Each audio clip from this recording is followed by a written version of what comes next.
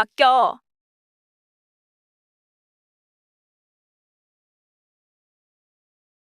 나는 너희들 감옥 갈까봐 그랬던 거지. 그리고 돈도 다시 돌려준다고 했단 말이야.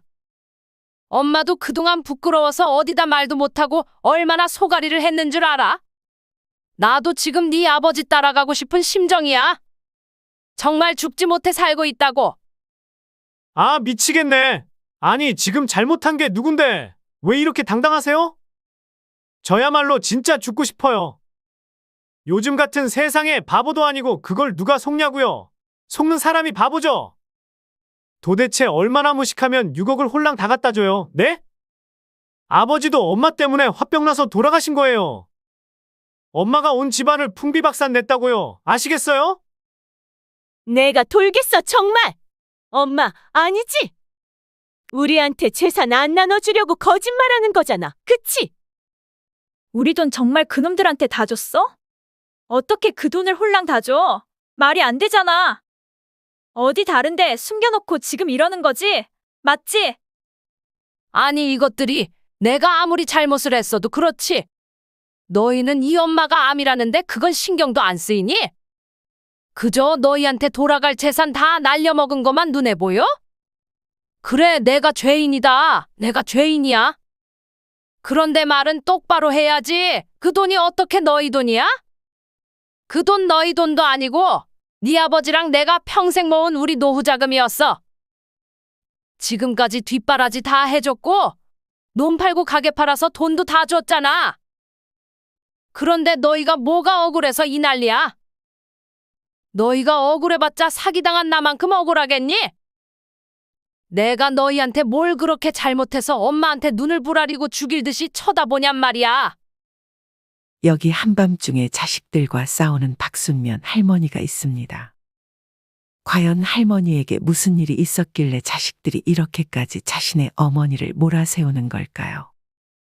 지금부터 전북 김제에 사시는 박순면 할머니의 기구하고도 기구한 인생 이야기를 들려드리겠습니다. 좋아요와 구독 그리고 알림 설정을 눌러주셔서 박순면 어르신께 따뜻한 위로와 온정을 베풀어 주시면 감사하겠습니다. 그럼 이야기 시작하겠습니다. 안녕하세요. 저는 전북 김제에 살고 있는 71세 독거노인입니다.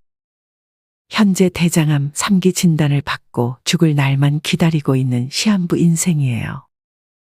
제가 처음부터 독거노인이었던 것은 아니었습니다. 하지만 그날 이후 저희 집은 풍비박산이 났고 자식들과도 완전히 연락이 끊겨 소식도 모른 채 혼자 살아가고 있습니다. 저는 동생들이 줄줄이 있는 가난한 소작농집의 첫째 딸로 태어났습니다. 아버지 어머니가 하루 종일 소처럼 일을 해도 하루 근근히 입에 풀칠하며 살았습니다. 똥구멍이 찢어지게 가난했지만 자식들은 또 왜 그렇게도 많이 낳으셨는지. 제 밑으로 남동생이 넷, 여동생이 둘이나 있어요. 여느 집 맏딸들과 마찬가지로 죽어라 일하는 엄마를 대신해서 동생들을 돌보는 것이 제 몫이었죠. 6 동생들을 모두 제 손으로 똥기저귀 빨아입히고 제가 업어 키웠습니다. 그래서 늘 동생들을 돌보느라 학교를 가는 날보다 못 가는 날이 더 많았어요. 배고프다고 울어대는 동생을 둘러엎고 골목을 왔다 갔다 할 때면 책보를 메고 학교에 가는 옆집 순자가 어찌나 부럽던지. 순자가 골목 어귀에서 사라질 때까지 뒷모습을 뚫어져라 쳐다보았습니다. 아버지는 술을 드시면 항상 저에게 말씀하셨죠. 순면아, 중학교는 생각도 하지 마라 하고요. 그래서 보통학교만이라도 꼭 졸업하고 싶었습니다. 결석을 많이 해서 졸업을 못할까봐 그 걱정에 매일 울면서 잠이 들었는데 다행히 졸업할 수 있었고 그토록 원하던 졸업장도 받았습니다. 제가 그렇게 졸업장을 바랬던 이유는 서울에 가서 버스 안내양이 되고 싶었기 때문이었어요. 옆집 순자가 그러는데 자기 사촌 언니가 서울에서 버스 안내양을 하면서 그렇게 돈을 잘 번다고 하지 뭐예요. 그런데 버스 안내양을 하려면 적어도 보통 학교는 졸업을 해야 된다고 했기에 그토록 졸업장이 절실했던 것이었죠. 그래서 순자와 저는 나중에 꼭 같이 가자며 새끼손가락을 걸고 약속을 했습니다. 18살이 되던 해에 지긋지긋했던 집에서 벗어나 서울로 상경했고 그렇게 순자와 저는 버스 안내양이 되었습니다. 무작정 보따리 하나 달랑 들고 상경한 저희는 숙식 제공되는 버스 회사를 찾아 들어갔어요. 그렇게 하루 18시간씩 일하는 버스 안내양이 되었습니다. 큰돈을 벌 수 있을 거란 기대와는 달리 잠도 제대로 못 자고 일도 힘들고 월급도 적었습니다. 어찌나 힘들던지 같이 올라왔던 순자는 도저히 못하겠다며 한 달도 채 버티지 못하고 다시 고향으로 내려갔습니다.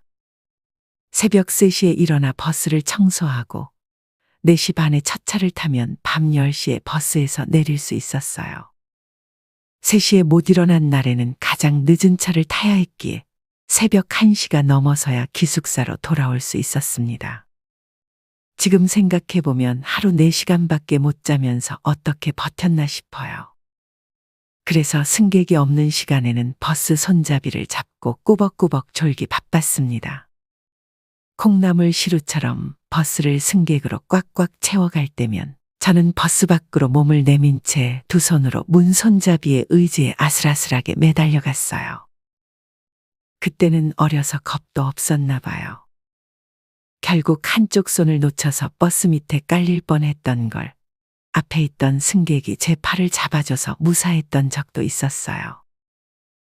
하지만 몸이 힘들고 위험천만한 것보다 저를 더 힘들게 했던 건 어린 여자아이라고 술에 취해 시비를 걸고 야한 농담을 하며 함부로 몸을 만져대는 사람들이었습니다. 이거 완전 상습범이구만? 지금 어딜 만지는 거예요? 당장 손 치우세요. 내가 아저씨 저번부터 이러는 거 돈 벌어야 하니까 더러워도 그냥 참고 있었는데 오늘 진짜 경찰서 한번 끌려가 볼래요? 아니, 이 기집애가 뭐라는 거야? 내가 언제 널 만졌다고 그래? 버스 안이 좁으니까 서 있다 보면 몸이 닿을 수도 있는 거지. 뚫린 입이라고 이게 아주 손님을 변태로 몰아가고 생사람을 잡네. 할 줄 아는 것도 없어서 차순이 나가는 주제에 너 내가 누군지 알아? 저는 더 이상 모욕을 견디기 힘들어 버스 안내양을 그만두고 방직 공장에 들어갔어요. 방직 공장에선 버스 안내양 월급보다 2배로 많은 월급을 주었고 그래서 사는 것도 한결 여유로워지면서 고향집에 돈도 보내고 적금도 들 수 있었습니다. 그렇게 3년을 하루도 빠짐없이 방직 공장에 나가 일을 했어요. 그날도 열심히 미싱을 돌리고 있었는데 공장장이 저를 부르는 거예요. 순면아, 좀 전에 공장으로 전화가 왔는데 아버지가 돌아가셨다는구나. 다시 고향으로 내려가는 건 죽기보다 싫었지만 몸이 아픈 엄마가 혼자서 동생들 뒷바라지를 할 수 없었기에 3년 동안 돈도 모았겠다. 저는 그날로 서울 생활을 정리하고 고향으로 내려갔습니다. 엄마는 서울에 잘 살고 있던 제가 집으로 다시 내려온 게 마음에 걸리셨는지 외숙모에게 제 중매를 놔달라고 부탁하셨습니다. 외숙모는 알겠다며 이왕이면 부잣집으로 알아보겠다 하셨어요. 지난날 아버지 어머니의 고달픈 삶과 학교도 제대로 가지 못했던 제 어린 시절이 떠올라 제발 농사꾼만 아니어라고 빌고 또 빌었어요. 다행히 남편은 우체국 공무원이었습니다. 요즘에는 공무원이 정말 최고의 직업이지만 그 당시에는 별 볼 일 없는 한직이었어요. 자전거 탈 줄 알고 글 읽고 쓸 줄만 알면 할 수 있는 게 공무원이었죠. 누구누구 집 자식이 젊은 놈인데 놀고 있더라 하면 통장이 그 집에 가서 이거라도 하라며 공무원 하라고 꼬셨습니다. 게다가 집에 재산도 좀 있고 첫째 아들이라는 것 아니겠어요. 저는 부잣집의 첫째 아들이 왜 아직도 장가를 못 갔을까 의문스러웠어요. 그래서 남편에 대해 이것저것 캐물으며 외숙모를 귀찮게 하였습니다. 하지만 외숙모는 얼버무리며 자세히 말해주지 않았습니다. 시집간 첫날 외숙모가 그동안 왜 말해주지 않았는지 남편의 얼굴을 보고 알 수 있었습니다. 그랬습니다. 남편은 언청이었어요. 게다가 왼쪽 목에는 심한 화상 흉터도 크게 있었습니다. 첫째 아들인 줄 알았던 남편은 막내 아들이었고 위로 시아주버님 둘과 시누이 둘이 있었습니다. 처음엔 속았다는 억울함에 외숙모를 원망했지만 남편을 지켜보니 술, 담배도 안 하고 도박에도 관심 없었습니다. 무엇보다 저에게 정말 다정다감하고 자상했기에 나중에는 제가 더 남편을 사랑하게 되었죠. 그렇게 저희는 아들 하나와 딸 둘을 낳았습니다. 몇 년 후 시부모님이 모두 돌아가셨고 원칙대로라면 집안 재산을 모두 첫째 아주버님이 가져가셔야 했지만 첫째 아주버님께서는 동생들에게도 재산을 골고루 나누어 주고 싶으시다며 남편에게도 논 10마지기를 주었습니다. 저는 애들이 태어나고 항상 생각했어요. 우리 애들은 나처럼 가난하게 살게 하지 않겠다고 말이에요. 엄청난 부자는 아니더라도 남들 하는 건 해주면서 키우겠다 다짐했습니다. 그래서 논 10마지기는 다른 사람에게 임대를 주고 그 임대 수익과 남편 월급을 조금씩 모아 시장에 과일 가게를 차렸습니다. 그렇게 자식 3명 모두 원하는 만큼 공부시켜주고 결혼할 때 집사라고 돈도 보태줄 만큼 돈을 벌었습니다. 그리고 남편과 둘이 살 노후 자금도 6억 정도 마련해 두었죠. 자식들을 모두 결혼시키고 떠나보내고 나니 정말 적적했습니다. 남편이 은퇴 후 집에 있었지만 자식들이 떠난 허한 마음은 채워지지 않았습니다. 일을 하면서 잊어보려 했지만 외로움은 가시지 않았어요. 여느 때와 다름없이 그날도 과일 가게에 나가 앉아 있는데 한 청년과 아가씨가 과일을 사러 왔습니다. 딱 우리 아들과 딸 또래였어요. 그런데 한동안 계속 와서 과일을 사가는 겁니다. 얼마 전에 이사를 왔다며 둘이 남매라고 하는데 어찌나 저한테 싹싹하게 구는지 자식들 세 놈은 한 달에 한 번 올까 말까 하고 전화도 자주 안 하는데 이 청년과 아가씨는 낮에 와서 제 말동무도 해주고 가게가 바쁠 때는 일도 거들어줬습니다. 그 모습에 저도 이 청년과 아가씨를 제 자식처럼 대해주었고 지금까지 살아온 얘기도 하고 자식들한테 서운했던 하소연을 털어놓기도 했습니다. 그럴 때마다 싫은 내색 한 번 하지 않고 저를 위로해줬어요. 그러게 말이에요. 평생 고생하며 자식들 키우셨는데 자식분들이 아주머니 마음도 몰라주고 많이 섭섭하시겠어요. 노후 자금도 못 모으시고 자식들한테 다 보태주셨을 텐데 말이에요. 에이, 그래도 자식들한테 용돈은 꼬박꼬박 잘 받으시겠죠. 그렇게 뒷바라지 다 해주셨는데 용돈이라도 받으셔야 노후에 두 분 사시기 편하죠. 아주머니 자식분들은 안 그러겠지만 요즘 자식들은 부모한테 받을 거 다 받아놓고 효도는 하기 싫어한다 하더라고요. 용돈은 무슨, 나는 자식들한테 용돈 같은 거 안 바래. 그저 얼굴 자주 보고 잘 사는 모습 보는 것만으로 효도지. 그리고 이건 자식들한테도 말 안 한 건데 나중에 남편이랑 둘이 먹고 살 돈으로 6억 정도 이미 다 마련해놨어. 걱정 마. 와, 6억이나요? 정말 대단하세요. 진짜요? 정말 멋지신데요? 그럼 그 돈 다 은행에 넣어두신 거예요? 응, 그냥 은행에 넣어뒀지 뭐. 말하고 나니 내가 잘 알지도 못하는 사람들에게 괜한 이야기를 한 건가 싶었어요. 그런데 뭐 큰일 있겠나 하고 넘어갔죠. 그러고는 자기들이 이제 취업을 해서 자주 못 오니까 종종 연락이라도 하겠다며 전화번호를 받아갔어요. 그 뒤로 그 청년과 아가씨는 다시 오지 않았습니다. 며칠 뒤 모르는 번호로 전화가 왔습니다. 안녕하세요. 박순면 씨 되십니까? 저는 서울중앙지방검찰청 손지원 검사입니다. 네, 제가 박순면인데 왜 그러세요? 저희가 조사해본 바로 지금 박순면 씨 명의의 대포 통장이 범죄에 사용된 것으로 확인되어 연락드렸습니다. 아니, 대포 통장이라니요? 저 최근에 통장 만든 적도 없는데 그게 무슨 말씀이세요? 저희는 박순면 씨가 단순히 명의를 도용당한 것뿐인지 공범인지 확인해야 합니다. 일단 경찰이나 가족들에게 말씀하지 마시고 지금부터 저희가 하는 말에 잘 따라주셔야 됩니다. 경찰이 알게 되면 범죄자들이 눈치채고 해외로 도망갈 수가 있습니다. 수사에 잘 협조해 주셔야 박순면 씨 혐의를 풀 수 있어요. 다시 말씀드리지만 보안이 정말 중요한 극비 수사이기 때문에 절대로 가족들에게 말씀하시면 안 됩니다. 만약 주위에 알리거나 수사에 협조하지 않으신다면 박순면 씨 본인뿐만 아니라 가족들도 모두 구속하겠습니다. 아시겠습니까? 박순면 씨가 잘못하면 아들, 딸이 감옥에 들어간단 말입니다. 그럼 손자, 손녀들도 범죄자 자식 되는 거예요. 아시겠죠? 저는 너무 무섭고 겁이 났습니다. 검사는 통장에 들어있는 돈이 정상자금인지 아닌지 파악하기 위해 일련 번호를 일일이 확인해야 된다고 했습니다. 그래서 현금으로 인출해서 자기들 수사관에게 맡기면 확인 후 다시 돌려주겠다고 했어요.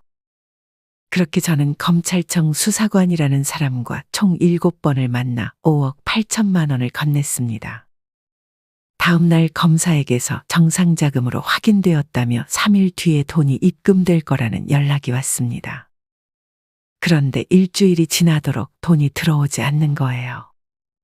피가 마르는 나날을 보내며 제가 계속 안절부절 못하자 남편이 그 모습이 이상했는지 저를 붙잡고 물었어요. 무슨 일 있어? 똥못 누는 강아지 마냥 왜 그렇게 왔다 갔다 하는 거야? 남편은 제 이야기를 듣자마자 몸을 휘청거리며 그대로 주저앉았습니다. 아니, 당신 제정신이야? 의심도 없이 그 돈을 홀랑 다 줬다고? 그 돈이 어떤 돈인 줄 몰라? 우리가 평생 동안 뼈 빠지게 고생해서 모은 돈이야. 저는 부끄러워 어디에다 하소연도 못하고 절망 속에서 하루하루를 보냈고 여지껏 술이라고는 입에도 대지 않던 남편은 맨정신에 버틸 수가 없다며 밤낮으로 술을 마셨습니다. 그렇게 한 달째 되던 날 남편은 급성 알코올 중독으로 세상을 떠났습니다. 이후 자식들이 가게 차린다, 사업자금이다, 돈 필요하다고 찾아올 때마다 보이스피싱 당했다는 말은 참아하지 못하고 과일 가게도 팔고 논도 팔아가며 돈을 대주었습니다. 그렇게 제게 남은 것이라곤 15평짜리 빌라 하나뿐이었습니다. 원래는 30평짜리 아파트에 살았었는데 노후에 남편과 둘이 살기에는 15평도 충분할 것 같아서 아파트를 처분하고 이 빌라를 샀던 것이었죠. 말년에는 남편과 전국 팔도를 여행하며 맛있는 거 먹고 재미나게 살아보려나 했는데 저의 어리석은 선택으로 모든 것이 한순간에 사라져버리고 말았습니다. 불행은 언제나 한 번에 몰려온다고 했던가요? 언젠가부터 잘못 먹은 것도 없는데 소화가 안 되고 계속 설사를 하더라고요. 하도 신경을 써대는 통에 과민성 대장증후군인 줄 알았는데 병원에 가서 내시경을 해보니 대장암 3기였습니다. 같이 갔던 여동생은 언니 어쩜 좋냐며 병원이 떠나가라 울었고 저는 그 상황에서도 자식들에게 보이스피싱 당했다는 말을 어떻게 해야 할까 죄스러움에 마음이 혼란했습니다. 여동생은 아무리 언니가 잘못을 했다 해도 엄마가 지금 암이라는데 자식들이 천륜을 끊겠냐며 저에게 걱정 말라고 했습니다. 여동생은 저 대신 자식들에게 전화해 보이스피싱으로 사기를 당한 이야기와 현재 남은 재산이 없고 항암 치료를 받아야 하니 앞으로 너희가 보살펴야 한다는 말을 전했습니다. 그간 소가리를 해오다가 자식들에게 털어놓고 나니 마음이 편해졌는지 그날 밤은 잠이 쏟아지더라고요. 한참 자고 있는데 누가 현관문을 쾅쾅 두드리는 게 아니겠어요. 문을 열어보니 아들과 딸들이었습니다. 그래도 자식들이라고 아픈 엄마가 걱정됐는지 밤늦게 달려와 줬더라고요. 아이고, 날 밝으면 오지. 뭐하러 이 새벽에 왔어? 다들 일하고 피곤할 텐데. 엄마, 이모가 전화로 한 말 사실이에요? 아, 병원에서 대장암 3기라는데 너흰 걱정 안 해도 된다. 엄마 아직 괜찮아. 멀쩡해. 아니, 그거 말고 보이스피싱으로 사기당한 거 정말이야. 논도 과일 가게도 다 팔아서 이제 남은 것도 없다며. 엄마 사실이야? 왜 말을 못해? 말 좀 해봐. 아니, 그 사람이 자기가 검사라면서 너희 감옥 간다고 무섭게 겁을 주는데 어쩌니? 나는 너희들 혹시라도 잘못될까봐 그랬던 거야. 그리고 돈도 다시 돌려준다고 했단 말이야. 나도 너희 볼라치 없어서 정말 아버지 따라 죽고 싶은 심정이야. 아, 진짜 미치겠네. 죽고 싶으시다는 분이 이렇게 당당하세요? 저야말로 진짜 죽고 싶어요. 요즘 시대가 어떤 시대인데 속는 사람이 바보죠. 요즘 노인네들도 다 알아요. 그런데 엄마는 얼마나 무식하면 돈을 홀랑 다 갖다 주냐고요. 네? 아버지도 엄마 때문에 돌아가신 거예요. 엄마가 온 집안을 풍비박산 냈다고요. 아시겠어요? 내가 돌겠어, 정말. 엄마, 아니지? 우리한테 거짓말하는 거지, 그치? 엄마, 왜 그래요, 진짜? 제발 아니라고 말해줘요. 네? 아니, 이것들이 내가 아무리 잘못을 했어도 그렇지. 그래, 내가 죄인이다. 내가 죄인이야. 하지만 아무리 그래도 너희는 이 엄마가 암이라는데 그건 신경도 안 쓰이니? 그저 너희한테 돌아갈 재산 다 날려먹은 것만 눈에 보여? 따지고 보면 그 돈 너희 돈도 아니고 네 아버지랑 내 노후 자금이었어. 지금까지 뒷바라지 다 해줬고 논 팔고 가게 팔아서 돈도 더 줬잖아. 그런데 뭐가 억울해서 눈을 부라리고 엄마를 죽일 듯이 쳐다보는 거야? 나도 더 이상 너희 같은 자식들 필요 없다. 이제 서로 만날 이유도 없으니 연 끊고 살자. 그 후로 저는 빌라를 팔고 여동생 집으로 들어가 항암 치료를 받으며 지내고 있습니다. 그리고 여동생에게 자식들이 내가 죽고 나서는 찾아올지도 모르니 그때 오면 주라고 편지를 한 통 남겼습니다. 너희들은 보거라. 뒤늦게나마 너희에게 잘못했다 용서를 빌고 싶구나. 내가 너희를 불행하게 만들었다. 용서해다오. 너희에게 재산을 남겨주지 못해 잘못했다 용서를 비는 것이 아니라 내가 너희를 잘못 키운 거에 대해 용서를 비는 것이다. 내가 가난하게 자란 것이 한이 되어 내가 가진 모든 걸 너희에게 내어주는 것을 자식 사랑으로 생각했다. 하지만 그것은 오히려 독이 되어 너희를 불행하게 만들었다. 바로 이것이 내 죄다. 때로는 모자람과 결핍도 경험하게 했어야 했는데 모든 걸 손쉽게 다 내어줘 너희가 고마움과 소중함을 모르고 자라게 하였다. 비록 나는 너희를 잘못 키웠지만 부디 너희 자식들은 바르게 키우길 바란다. 너희를 사랑하는 엄마가. 여러분은 오늘 박순면 할머니의 사연을 들으며 어떤 생각이 드셨나요? 할머니가 어리석은 노인네라 생각하셨나요? 아니면 자식들이 정말 너무하다 생각하셨나요? 무엇이든 넘치게 주는 것만이 자식 사랑은 아닌 것 같습니다. 하지만 그것을 알면서도 자식들에게 하나라도 더 주고 싶은 것이 모든 부모님들의 마음이겠죠. 정해진 답도 없고 하면 할수록 어려운 것이 부모의 역할 같습니다. 하지만 이것 하나만은 명심하셨으면 좋겠습니다. 부모가 바로 서야 자식들도 바로 선다는 것을요. 지혜로운이 항상 여러분 곁에서 응원하겠습니다. 이상으로 오늘 영상을 마치며 다음에 더 좋은 내용으로 찾아뵙겠습니다. 감사합니다. 와, 6억이나요? 정말 대단하세요. 진짜요? 정말 멋지신데요? 그럼 그 돈 다 은행에 넣어두신 거예요? 응, 그냥 은행에 넣어뒀지 뭐. 그러고는 자기들이 이제 취업을 해서 자주 못 오니까 종종 연락이라도 하겠다며 전화번호를 받아갔어요. 현재 대장암 3기 진단을 받고 죽을 날만 기다리고 있는 시한부